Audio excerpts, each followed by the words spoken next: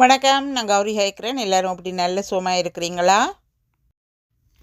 இந்த வீடியோவில் நாங்கள் இன்று பார்க்க போவது ஆரோக்கியமான பொருட்களை கொண்டு சுவையும் ஆரோக்கியமும் நிறைந்த பாரம்பரிய முறையில் தயாரிக்கப்பட்ட வத்தாளங்கிழங்கு களி செய்முறை. இந்த வத்தாளங்கிழங்கு களி செய்முறையை உங்கள் கூட பகிர்ந்து கொள்வதில் மிகவும் நான் மகிழ்ச்சி அடைகிறேன். இந்த உணவு ஒரு குடும்பத்தில் உள்ளவர்களுக்கு ஆரோக்கியமும் சுவையும் நிறைந்த ஒரு உணவாக அமைகின்றது. இந்த உணவை இப்போ எப்படி செய்கிறதுன்றதை பார்ப்போம் வாங்க.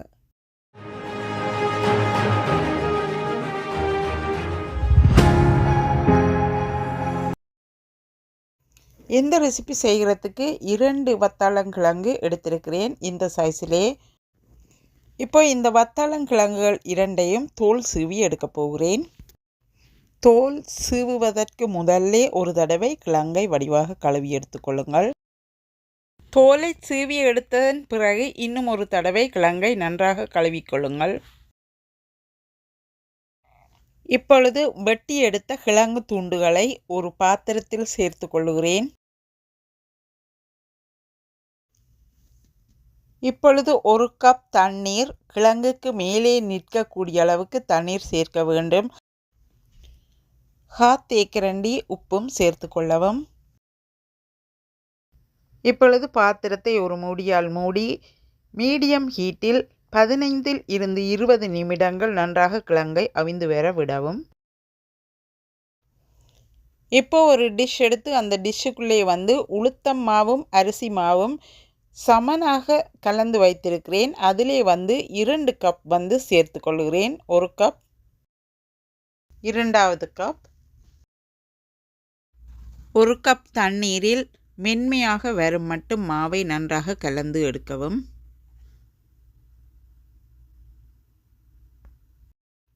இப்போ ஒரு சைட்டாக இந்த மாக்கலவையை வைக்கிறேன். இப்போ சக்கரவள்ளி கிழங்கு எந்த அளவுக்கு அவிந்து வந்திருக்கிறார்ன்றதை பார்ப்போம். இன்னமும் கொஞ்சம் கிழங்கு அவிய வேண்டி இருக்கிறபடியினாலே மறுபடியும் இந்த கிழங்கை மூடிவிட போகிறேன். 5 நிமிடங்கள் கழித்து சக்கரவள்ளி கிழங்கை திறந்து பார்க்கிறேன். இப்போது நன்றாக கிழங்கு அவிந்து வந்துவிட்டார். கிழங்கை மிக மென்மையாக மசித்து விடுகிறேன்.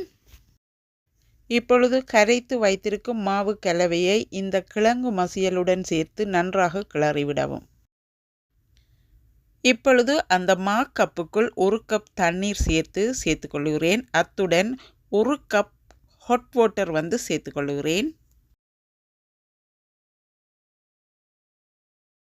குளிர் தண்ணீர் கூடுதலாக சேர்க்காமல் சுடு தண்ணீர் சேர்த்து பழகுங்கள்.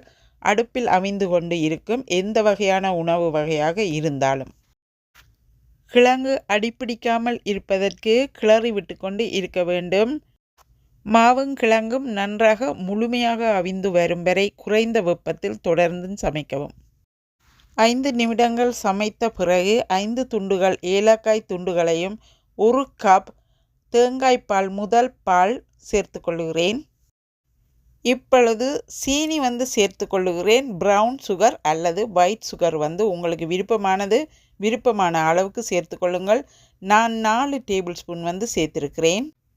சட்டியில் அடிப்பகுதியில் ஒட்டாமல் இருக்க தொடர்ந்தும் கிளறி விட்டு கொண்டு இருங்கள். விருப்பமென்றால் 1 டேபிள் ஸ்பூன் நெய் சேர்த்து கொள்ளவும். இப்பொழுது வேறு ஒரு கடாயில் 3 டேபிள் ஸ்பூன் நெய் சேர்த்து 25 கிராம் கஜுநட்டும் 10 கிராம் ஆல்மண்டும் வறுத்தெடுத்துள்ளேன். அதையும் இந்த களியுடன் இப்போது சேர்க்க போகிறேன்.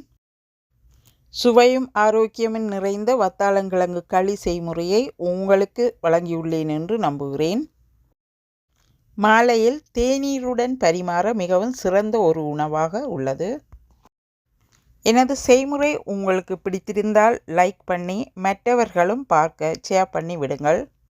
புதிதாக என்னுடைய சேனலை பார்ப்பவர்கள் தயவுசெய்து 3 நிமிடங்கள் பார்த்து முடிந்ததன் பிறகு சப்ஸ்கிரைப் பண்ணுங்கள். மேலும் சுவையான சமையல் குறிப்புகளுக்கு கௌரி கிச்சன் கனடா பிளாக்கை பார்வையிடவும். இந்த வீடியோவை பார்த்து ரசித்தமைக்காக நன்றி சொல்லி இன்னும் ஒரு வீடியோவில் உங்கள் கூட இணைந்திருப்பேன். நன்றி, வணக்கம்.